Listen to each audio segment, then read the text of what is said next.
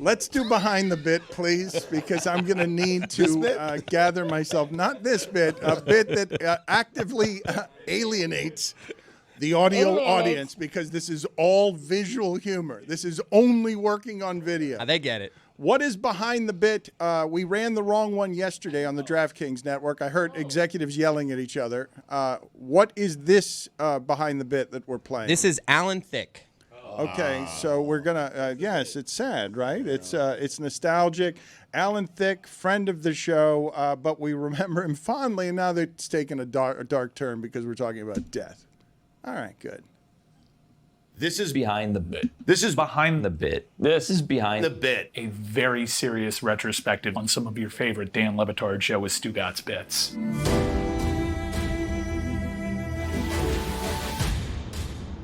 Well, the world don't move to the beat of just one drum. What might be right for you may not be right for some. Thank you. I hear I can hear the walking ovation. How should I introduce you, Alan? Is that okay, Father from Growing Pains? Is that all right? Or how should I be introducing fine, you? I think things like iconic, legendary, and maybe Your Highness, all kind of, I'm fine with any of that. How much money do you actually make just from the fact that you wrote two of the most famous television songs ever written? I made enough to have 3 prenups. We were at the Satai for a lovely luncheon. And we're celebrating actually the fact this year that my wife and I turn 100 this year. Has Alan Thicke ever, while making love, played one of his son's songs? I count on it. Are you kidding? It's the most perverse thing that I do. The only 3 words that Igor knew in English were vodka, dance, and girls. And I took it upon myself to make sure that all of that came true. And that was the last we saw him on the ice against Canadian teams for some time. Really? Only the only 3 words that you need to know, right? I think, I mean, you might not even need to know dance.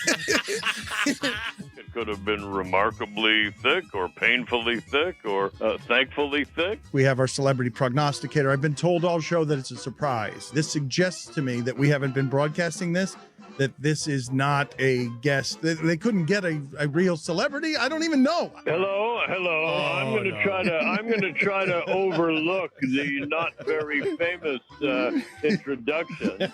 When Snoop Dogg on radio one day was asked who the weirdest, most unusual guy he ever smoked weed with was, and when he responded, Alan Thicke, my son's lines lit up like, was he mistaken? Was he talking about you? Could that have been your dad?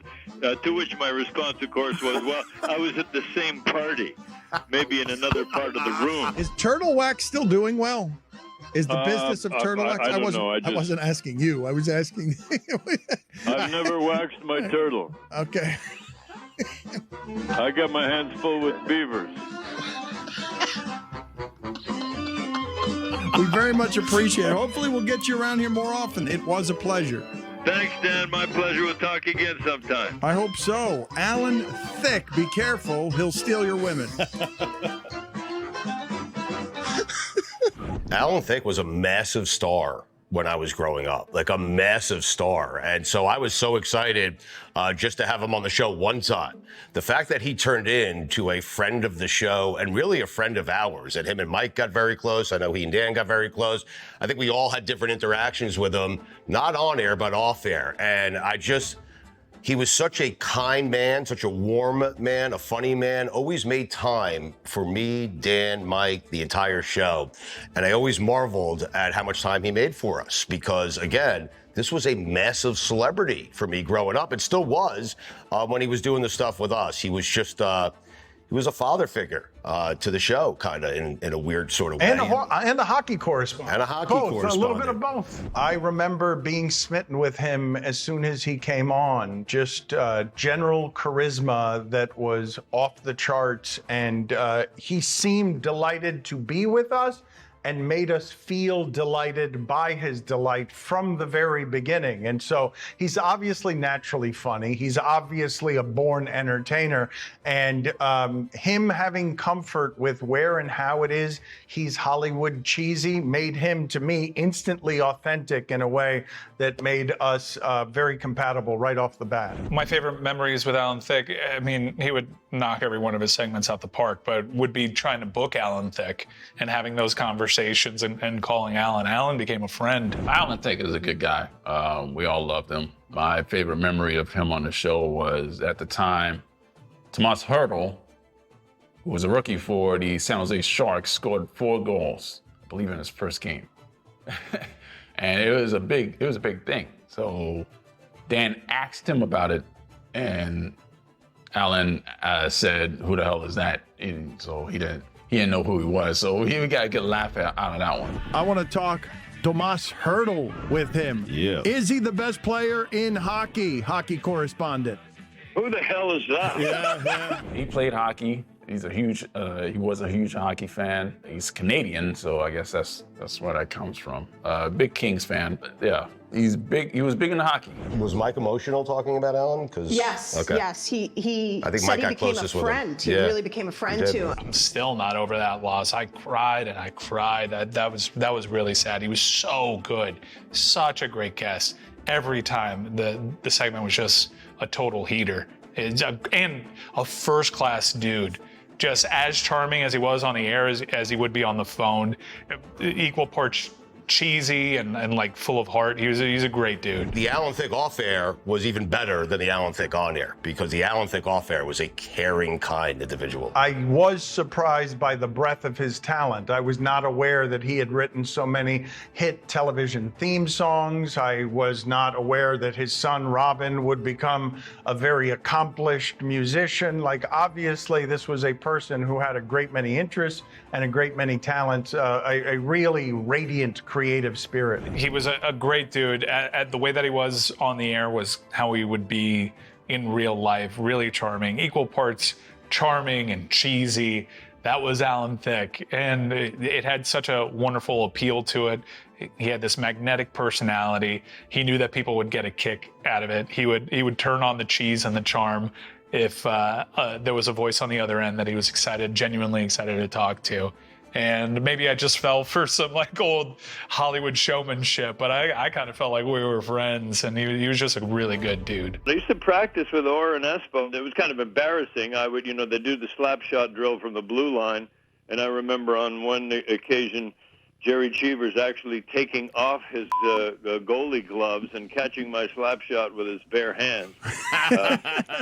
I mean, I want to take advantage of you being here. I don't want to make any big deal out of anything that has happened the first 10 days of the season, but I do want to ask you if anything has stood out to you this first few, I don't know. It hasn't been very much, but already people are worried about the Knicks, for example, because they don't look the same. The Denver Nuggets, I don't know what 4 games into a season, when we know that's a good team, I don't know what it means that Russell Westbrook looks totally spent and somebody who shouldn't be playing anymore for an NBA basketball team. Well, yeah, he had a great game the other night. On Monday night, he had 22 points in a win for them. I think, let me start with the Knicks. So this is what happens when you have a massive cataclysmic change in personnel like a day before training camp. Your coaching staff has spent all of the summer prepping for a certain set of players.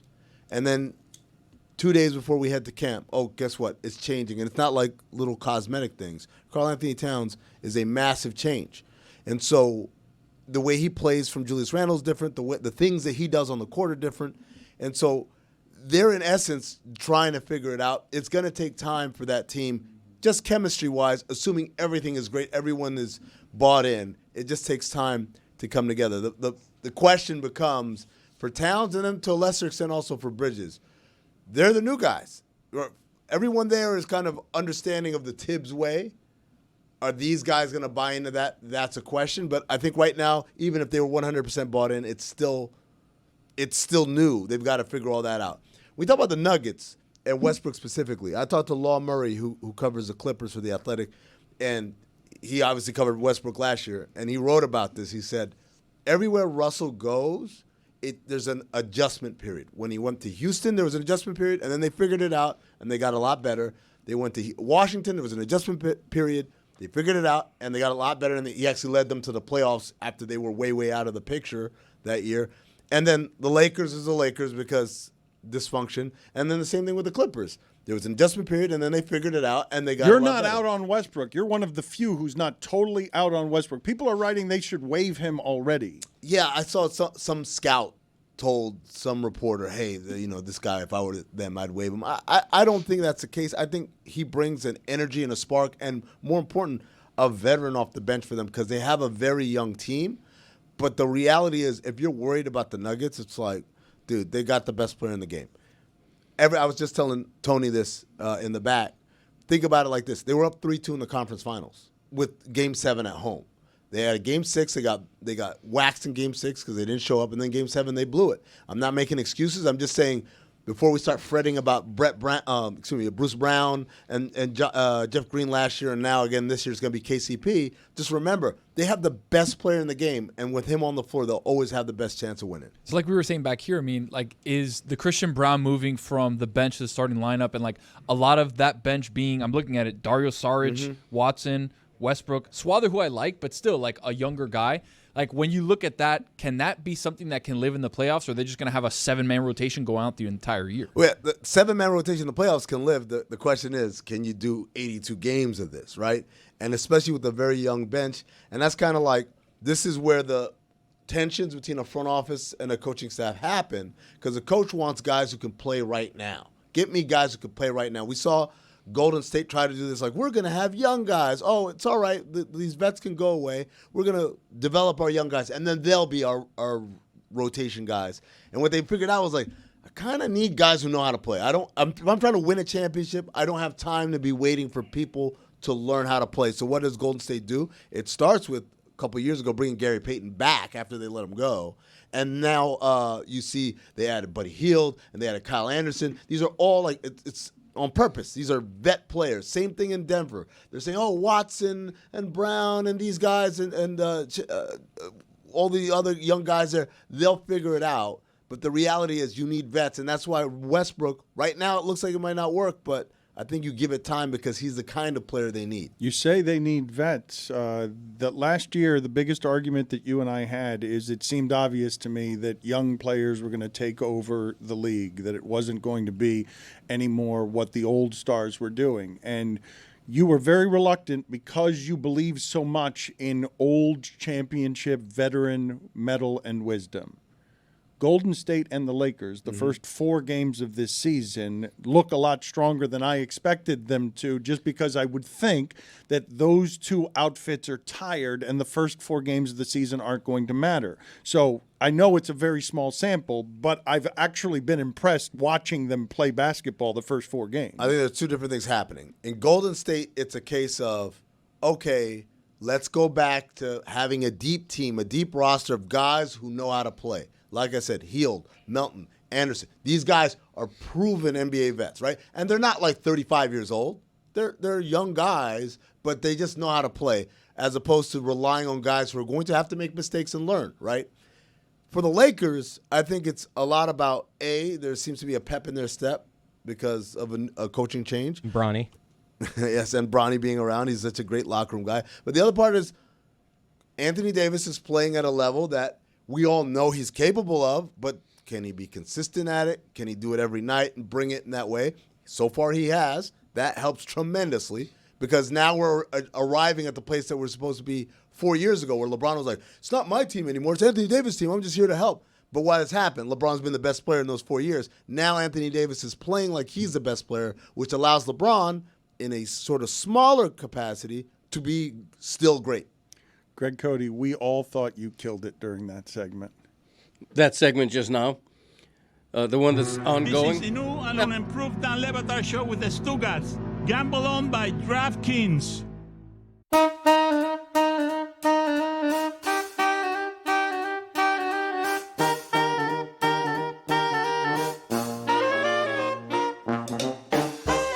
That's right, it's time for Against the Spread.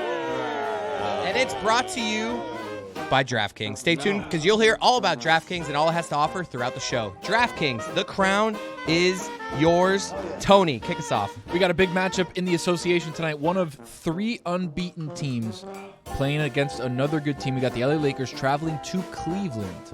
Amin, are you intrigued by the Cleveland Cavaliers? The unbeaten Cleveland Cavaliers? The unbeaten, undefeated Cleveland Cavaliers. I That's am the same thing. Coach Kenny Atkinson is And them boys. and them boys, exactly. Close to putting in a rule that you got 15 seconds to do this. Oh, sorry. All right. I'm going to go Cavs at home -4.5. I like the Twin Towers lineup. LeBron and them boys, not enough. And that is double Against homecoming. the spread. Dan wants to give these with heart. He wants to give But these with also conviction. quick. Yeah. But damn, I can't even get a take Akron's favorite son and favorite grandson coming back to town. Exactly. Tony. That was good. Billy, over to you. I'm going to go with...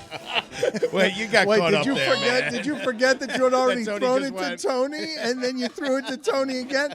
Tony, that was good. All right. Contract year. DraftKings wants a sponsored segment that's done well and professionally. Tony, give it to us again. All right, the Cavs. I mean, Twin Towers lineup. There's something about that. Donovan Mitchell, Kenny Atkins, them boys. Them boys. I wonder how Amin feels about this matchup. Amin, Yeah. you in on the Cavs? I'm really excited about Kenny Atkinson and them boys. Unlocking that offense. Against the spread. Over to Billy. I'm going to go with the Commanders -3.5 at the Giants. Really? Yeah. Against the spread. Okay, Stugotz. What are you doing there? He doesn't want analysis. He just wants a pick. This one's the pick. Last time was too much, this time not enough. Okay, it's fine. I just believe that we need to do this better for DraftKings. Are we today? No, Yeah. we are not. We are getting worse at this. The pressure is getting higher and higher on everybody's jobs are at stake. It's a contract year. Our contract is up in June. Everybody's up for sale. We need to do this correctly. I know what we do here. We bring it home with Greg Cote. Damn right. Aaron Rodgers is 1.5 years into failing New York Jets fans, and yet the Jets are favored against a good Houston team, albeit by only 1.5 points. Houston straight up, baby, against the spread. Money line. Against the spread. It's against the spread. It's not straight up. It doesn't. If it's, Against the spread. do There it you go. again. Now you said Start it. it over. Do it again. Wait a But From Tony or from everyone? Pick the spread, do it as Joe Biden. not money line. Well, I thought he was going to hit it the Scranton. I don't know. I heard some Scranton in there. In Scranton, we love the Houston Texans. Sitting around all of a sudden my voice changed. What am I doing right now? It used to be the Scranton Texans. If it's against true. the spread, you shouldn't pick them straight up because the segment is called against Against the spread, yeah, of course. But I mean, I like them straight up with the points. You're getting 2 know what I'm points. You saying? like them Just- to win the right. game, right? In Don't other say words- straight up. I don't think they're going to win by 1 point. Right. Favored by one, getting 1.5. They definitely won't win by 1.5. Right. Yeah, Zagak. Well, sure. Against the spread. There you go. Nailed it. All right. Let's go. Yeah. Texans. Whoop, whoop. Contract year. Call up the DraftKings people. Sign that deal right now Damn right. before it goes up. Hello. Ask for more. There you go. The spread. Back to you, Dana. Against the spread. Coming up later this hour, Gen CFB is going to be on, and there you will hear good football analysis, and you will hear good broadcasting, and you will hear something that is professionally done that DraftKings could be proud of sponsoring. Can I jump in real fast with an apology for yesterday? I want to apologize for the cup thing. What do you mean? Yesterday, I got shamed. Dan called it littering. I'll fight still that it's not littering. Dan said that I left a cup on the stairwell for a few weeks, and I did. I was doing a science experiment, but that was inconsiderate of me. I didn't consider other people walking by the cup. I should have thrown it away. It's still not littering, but I will admit that I was wrong It's littering. for leaving that cup on the stairs. Couple of things. I listened to that segment yesterday, and all I could hear is John Taffer going nuts. You're going to friggin' kill somebody. That's black mold right there. Oh, shut this place down. That's number one. Number two, we just showed a video of someone disposing of the cup. That's me. That's my video. I went in the stairwell yesterday. Yes, but you kicked. No, it was kicked. I did it. That thing was always upright the for cup, me. The door. The part of the door where people push I with kicked their that. hands. We all kick it, though, to No, be honest. I'm not touching that door. Why did you guys? Well, why time not? out. Because No. you kick it. Time out. I remember the old garage in the Clevelander. Absolutely, that's a door you kick. You never touch that one. This is a brand new building, and we're the only people who use the staircase. Why would you kick it? I mean, I have a great answer for you. The reason why, and everybody knows when you take that staircase, no, not only that, it's a very hard door to open if you're just doing with your hands. You have to get in there to open. and give it a kick. Hip check. Hip check. You got a hip check. Yeah, The problem is mine hits me in like the thigh. It's also like a dusty door. Very dusty door. It is. There's a lot of dust in that Knee it. stairwell. MMA style. Just knee it. But that's why I go with a front kick. No, the front kick at the bottom of your foot is nasty. You've been walking around all day long. Now someone unsuspecting. What if I use that staircase? I don't use that I staircase. just want the What if I record did? cleared. I apologize for the cup thing. Well, now you have another apology. Yeah, I'm you just got to telling apologize for putting the bottom of your foot on this door handle. That's how you do it down there. No, not down there. Anywhere else, yes. Dan, it's a brand new building, and we're the only ones who use it. It's not like homeless people are having sex in there. Excuse me, unhoused. You don't know that. Unhoused gentlemen. Maybe. Or women. I mean, I will tell you that I'm perpetually mortified by how disrespectful and entitled our entire environment is about new things, old things, any things. And so it's not surprising to me at all that we would soil a staircase that only we use, filled with litter and all sorts of mold, and Chris Cote, the bottom of his foot. And I don't know what Greg Cote does in that, because whatever Chris Cote learned, he learned it from this particular person. All right, look at here. First of all, you can litter indoors. No, you can't. And he did, and I raised you better than that, son. I raised you better than that. Wow. I don't litter. I haven't, like I said, I don't throw outside You ever. left an empty coffee cup inside a stairwell. Raised you better. I'm going to stick up for Chris here. It's inconsiderate. It's not littering. Chris, I'm going to stick up for you here. To be fair, the way Greg just said it, it was confusing. He says you can litter indoors. I'm like, wait a second. Is he giving him permission to litter indoors? So I know what you're saying. Yeah, You're saying, you know what I yes, meant. littering can happen indoors as a concept. Right. But the way you said it, maybe young Chris was like, but Papa said I can litter indoors, and so that's why I can do it. Greg, if Chris was in a bind and he had to litter indoors or outdoors, which would you advise? I mean, that's obviously a trick question. It's better to litter indoors than outdoors. I agree, but neither is proper. It's better to do it indoors? But what if it's biodegradable?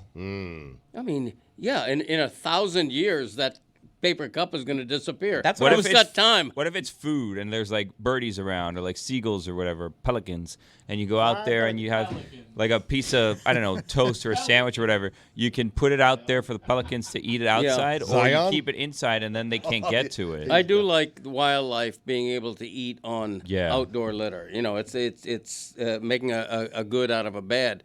But nothing should be on a stairwell except the smell of urine. Okay, that's the only thing that should be in a stairwell. Yeah. Come on. Right. Yep, he's No, right. Let's be honest. Greg, it's a brand new Nature's building. waterfall. I'm just saying that's what you expect in a stairwell. Yeah. I would rather smell someone else's urine than see a cup that's been littered in my stairwell. That's correct. Now, He didn't ask. Nothing wrong with that. now do it in the Joe That Biden kind of voice. thing, exactly. Say it again in the Joe Biden voice. Who said that kind of thing in your ear? You just I did. agreed with your slogan. No. Exactly. Somebody said to you that kind of thing, and then you said, yeah, that kind of thing. Exactly. It occurred to me Yeah, to say that it. kind of thing. I wanted It to was Like, emphasize yeah. that. Oh, yeah. You know, I'll admit I don't mind the smell of somebody else's urine. Yeah. Do I want it? Do I seek it? No. No. But if I'm walking, like this happened at the Clevelander stairwell all the time. You know, thank God there's not a pile of poop, which occasionally there was. But if there's the smell of urine in a stairwell, it's like, all right, I'm walking down a stairwell. I expect this. Do part I of it. expect to trip over a half-filled cup that someone's left? No, I don't. No. It was very to the right, as close to the wall as it could All be. right, well. You've apologized, I and then you apologize. go semantics of still arguing that you're right about just whether not littering. it's litter It's or rude. it's not litter. It's inconsiderate. I believe you've only changed your mind because the internet shamed you. I They believe did. that you are, but I believe that you are just a malleable jellyfish that stands for nothing. That you litter, and then the internet don't says, "What a litter. slob! You're terrible," and then you're like, "Okay, I give up." You were proudly a litterer yesterday, even though you were arguing the semantics of whether it was littering. Do you still stand for porn? Very malleable. Always pro porn. And corn. I'll do cream corn too. Don't tempt me. Really? Ugh. Dan, Don't like the consistency. Who is this boy that you raised? Sometimes I wonder. Yeah, Well, you I raised mean- him better. It makes a little bit more sense now that I know that Greg likes the smell of urine in his staircase. That I didn't say I liked He it. didn't like it. He It's didn't- expected. Yeah. Yeah. Thank you. Thank you. oftentimes monsters are not created Dan. They Werewolves. are bred, right? And so we have a monster here, and clearly he came from an environment that was very amenable. Yeah, to Scranton. That's where I came from. That's a monster. My that's- monster. It's Joe I Biden was as a monster. From him. All right, yes. Scranton. All right, excellent. Jen CFB is next. Put it on the poll. Juju at Le Batard Show. Do you prefer your staircases with the smell of urine? Am I reading this reporting correctly? I believe, if these are all real accounts that can be verified, that we have breaking news regarding these fans, these bozos at Yankee Stadium who are heroically Heroes. felonious. First pitch tonight, or? Well, they're allowed back in the stadium. Oh, Suck it, David Sampson. Anarchy. First step. Ooh. I thought it would have been funny if they only suspended them for Game 5 and allowed them to go to L.A. for the games. It's One like, game suspension. not the rest of the series, just Game 5. Ridiculous. Not even a one-game suspension. It's a little rough over there, Chris. I don't know if those guys would want to go to Dodger Stadium. Exactly. Let's Chavez send 'em. Ravine. Not useful. Greg, can you tell me? Totally useful. Can you Thank tell you. me, Greg, what it is that you're feeling? Because this is as indignant as I've seen you about any sports subject in a long time. You came in here banning those fans for life Right. and wanting them nowhere near a field. And tonight they're going to be back on the field as heroes who are going to be cashing in right up until game time. Yeah, I think that's terrible. I think the Yankees are making a terrible statement. That's the reason David Sampson was right in saying there is zero chance they will be in the victory parade should they win. It's because that would be making a statement. Hey, fans, you can do anything you want, okay? You can mug an opposing outfielder when he's trying to catch a baseball. You can do anything you want. And in this case, they just went over a line egregiously. I think what the two of those guys did, one grabbing the wrist, the other prying open a glove and stealing the ball, it just crossed the line. I think it was terrible behavior. I really do. First of all, one person did cross the line. It was Mookie Betts. Am I right, Billy? Yep.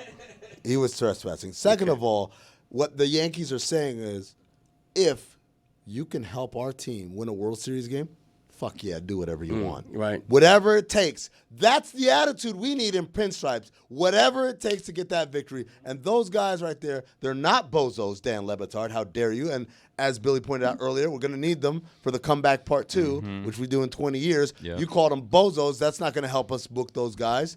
We're going to be in tight competition with everybody else. Yeah. Guys, Clowns, bozos and clowns. Guys, think about the ratings, though, on a foul ball down the right field line Tell 'em, tonight. Chris. Huh, I will tune in right then. Let me know when it happens.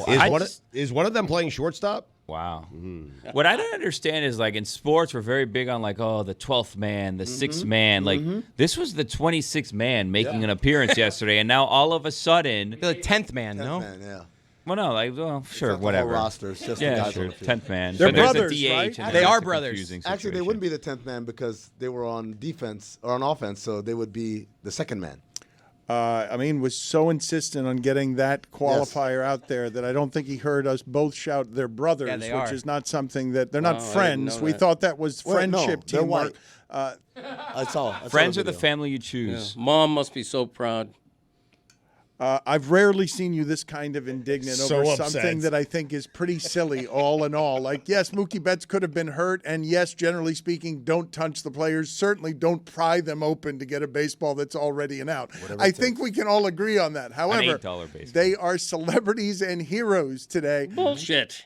Celebrities and heroes. Yes, they Talk are. about you them all kidding? show. We took 3 hours talking about these guys. I'm like, come on. You referenced the Haktua girl. It's the same kind of celebrity. She has a top 10 podcast. Talk to her. It's pissant celebrity. Whoa. You know, I and, ordered a and, fat and, head and of the them. idea that these are heroes, the idea that what they did inspired the victory is beyond ludicrous. It's it so did. ridiculous. Greg, you can see the line in the sand pre-pry and post-pry. Yeah, the word is coincidence. Coinky dink. Sometimes you need a good 20 CB Exactly slap right. to wake you up. Whoa, and like, hold oh on. my God, No. these guys. Well, sometimes, Billy, in the 20th century. Not 20 anymore. CB, it's a qualifier. 21st century, ma'am. It's not a slap. It's just a pry. Stugotz was enjoying as a baseball fan now. Stugotz is all of a sudden the guy who tunes into a World Series game and is delighted by an announcer guessing correctly at the perfect time. So what happened soon after this play is the Yankees blew the entire game open, which is why this play is getting the credit. We have not played the sound that Stugotz says is some of the best sound a baseball broadcaster lives all his life to be around. In baseball, you have to luck into a perfect call because you have no idea what's going to happen with the very next swing. But as Volpe is coming up to the plate, bases are loaded, Smoltz and the announcer are talking about New York kid, made a base running mistake earlier in the game that cost him a run. What a great spot he's in right here. A chance to get his hometown team. He was a Yankee fan. He went to the last World Series parade. That's right. When the Yankees won as a 9-year-old, I think. What a great moment this would be for him to kind of make up for the mistake that he had earlier in the game. Is loaded, 2 out. Cranks the ball, deep left field. Volpe with redemption.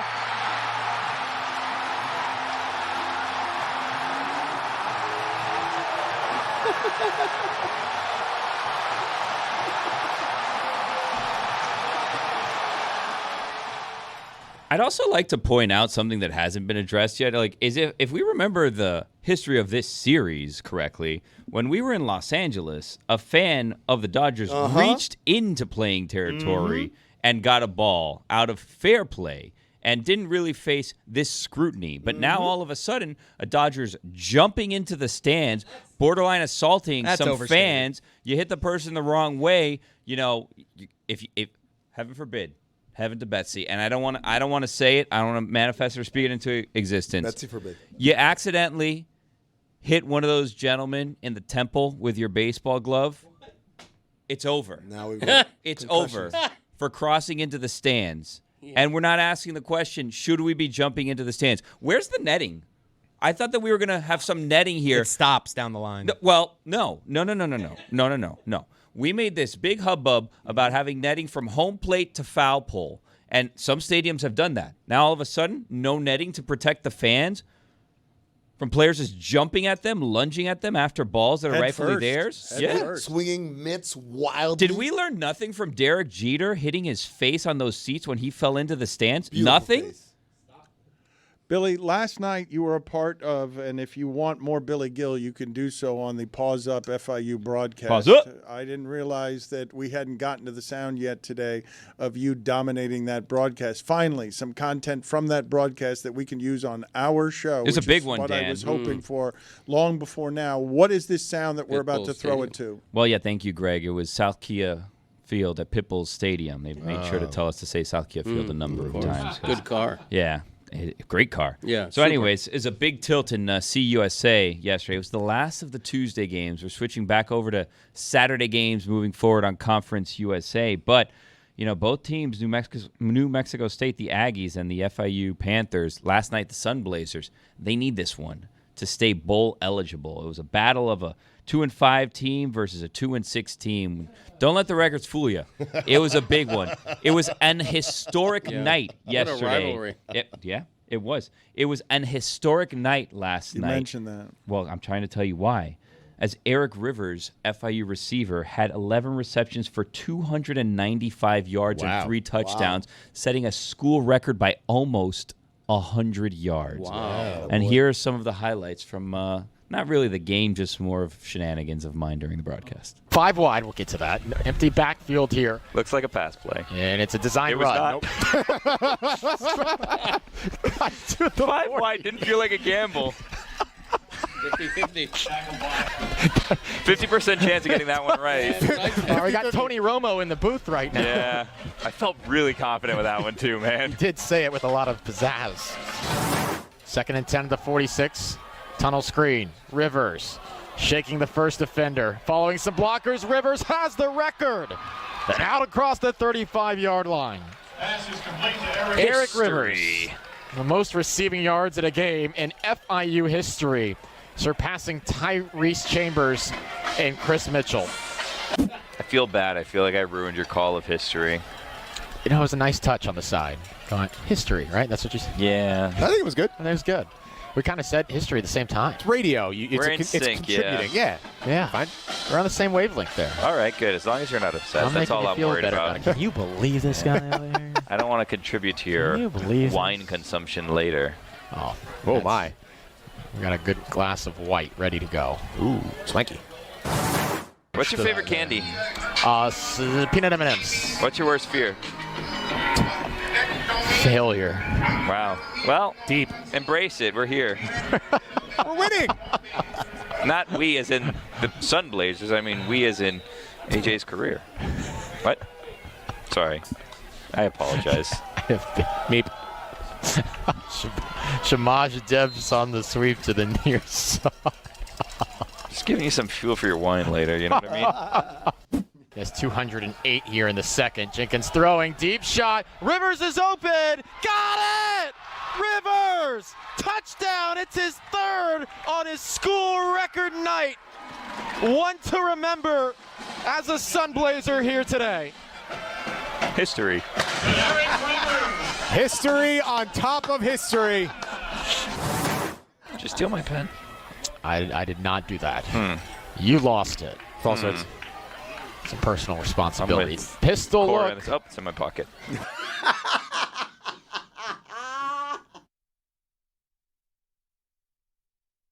Hey everybody, it's Mike Ryan, and I want to tell you about two of my favorite things, football and Miller Lite. And when you combine the two, that makes for one heck of a Miller time. See, Miller Lite has great taste, but is also less filling. And football, well, it's just spectacular from start to finish. You put those two things together, you've already carved out a perfect day. Miller Lite keeps things simple with undebatable quality, great taste, and only 96 calories.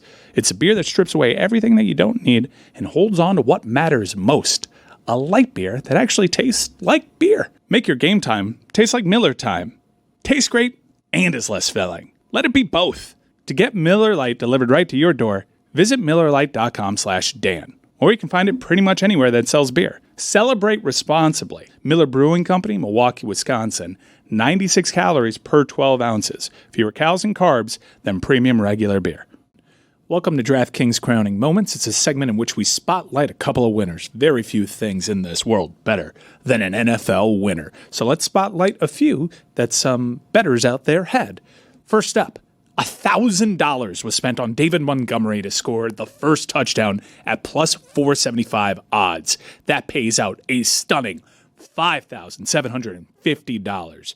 It's always a pretty solid bet of mine. I've never had the guts to go that heavy on it, so congrats to that bettor. How about this? A $200 bet on Cade Otton to score 2 touchdowns or more at plus 1,400 odds.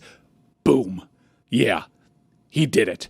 For a cool $3,000 payout. Always back the tight ends on National Tight End Day. And speaking of National Tight End Day, Sam Laporta, one of the trusty weapons that Jared Goff has for the Detroit Lions.